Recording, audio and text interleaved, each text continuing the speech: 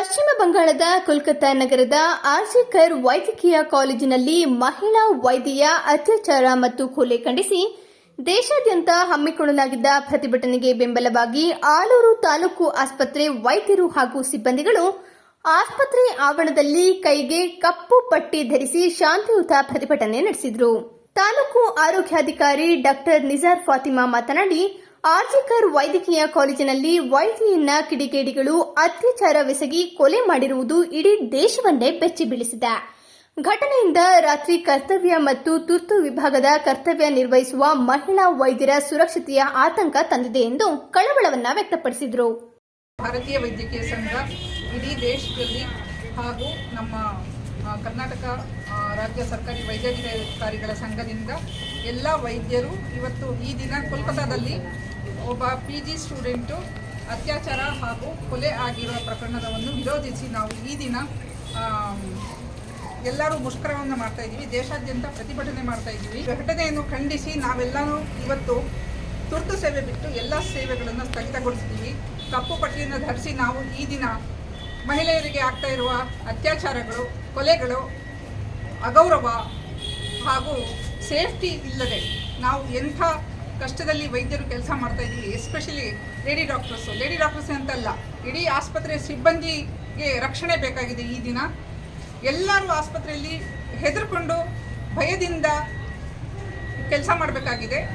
Doctor Ranganath ಮಾತನಾಡಿ, ಕೋಲ್ಕತ್ತಾದಲ್ಲಿ ಆರ್ಜಿಕರ್ ವೈದ್ಯಕೀಯ ಸಂಸ್ಥೆಯ ಯುವ ವೈದ್ಯೆ ಮೇಲೆ ಅತ್ಯಾಚಾರ ಹಾಗೂ ಕೊಲೆ ವೈದ್ಯ ವೃತ್ತಿಗೆ ಅವಮಾನ ತಂದಿದೆ.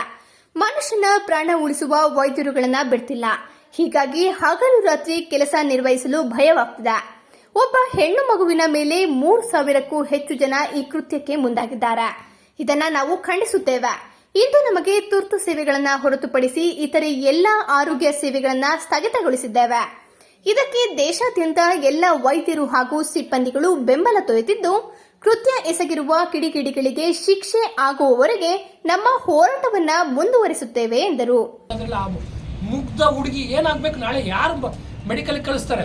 ನಿಮ್ಮ ಮಕ್ಕಳನ್ನ ಕಳಿಸ್ತೀರಾ ನೀವು? ನಾನು ಕೇಳ್ತೀನಿ, ಯಾರಾದ್ರೂ ಕಳಿಸ್ತೀರಾ ನೀವು? ಈ ತರ ಸಿಚುವೇಶನ್ ಇದ್ದು ಅಂದ್ರೆ ಆ ಪಾಪ ಹೆಣ್ಣು ಮಗಳು ಹೋಗಿ ಡ್ಯೂಟಿ ಮಾಡಿ ನೋಡಿ ಹೋಗಿರ್ತಕ್ಕಂಥ ಹೆಣ್ಮಗಳಿಗೆ ಒಂದು ಪ್ರೊಟೆಕ್ಷನ್ ಇಲ್ಲ ಅಂದ್ರೆ ಹೇಗೆ ಕೆಲಸ ಮಾಡೋದು? ನಾವು ಭಯಭೀತರಾಗಿದ್ದೀವಿ, ಮಾನಸಿಕವಾಗಿ ಕುಗ್ಗೋಗಿದ್ದೀವಿ. ನಮಗೆ ನಾಳೆಯಿಂದ ಹೆಂಗೆ ಡ್ಯೂಟಿ ಮಾಡಬೇಕು? ನಾನೇ ಅದಕ್ಕೆ ಆ ಥರ ಒಂದು ಸಿಚುವೇಶನ್ ಬಂದು ನಾನೇ ಒಬ್ಬ ವಿಕ್ಟಿಮ್ ಆಗ್ಬೋದು ಅದಕ್ಕೆ. ಸೊ ಆದ್ದರಿಂದ ನಮಗೆ ದಯವಿಟ್ಟು ನೀವು ನೀವು ಸಾರ್ವಜನಿಕರು ಇರ್ಬೋದು, ಬೇರೆ ಖಾಸಗಿ ವಲಯ ಇರ್ಬೋದು, ಅಥವಾ ಸುರಕ್ಷತೆ ಕೊಡ್ತಕ್ಕಂಥ ಪೊಲೀಸ್ ಡಿಪಾರ್ಟ್ಮೆಂಟ್ ಇನ್ನೊಂದು ಇರ್ಬೋದು, ನೀವು ಯೋಚನೆ ಮಾಡಿ ಮಾಡ್ಬೋದು ಮಾಡಬಾರ್ದು ಅಂತ. ನಾಳೆಯಿಂದ ನಮಗೆ ಸುರಕ್ಷತಾ ವ್ಯವಸ್ಥೆಯನ್ನು ಕೊಟ್ಟ ಮೇಲೇನೆ ನಾವು ಮಾಡೋದು ಅಂತ ಇವತ್ತು ಇದರ ವಿರುದ್ಧವಾಗಿ ನಾವು ಪ್ರತಿಭಟನೆ ಮಾಡ್ತಾ ಇದ್ದೀವಿ. ಆದರೆ ಚಿಕಿತ್ಸೆಗಾಗಿ ಬಂದ ಕೆಲ ರೋಗಿಗಳು ಗೇಟ್ ಬಳಿಯೇ ಕಾಯ್ತಿದ್ದರು. ಮತ್ತೆ ಕೆಲವರು ಬೇರೆ ಖಾಸಗಿ ಆಸ್ಪತ್ರೆಗಳಿಗೆ, ಮತ್ತೆ ಕೆಲವರು ಮನೆಗೆ ಬಂದ ದಾರಿಗೆ ಸುಂಕವಿಲ್ಲದಂತೆ ವಾಪಸ್ ತೆರಳಿದ್ರು.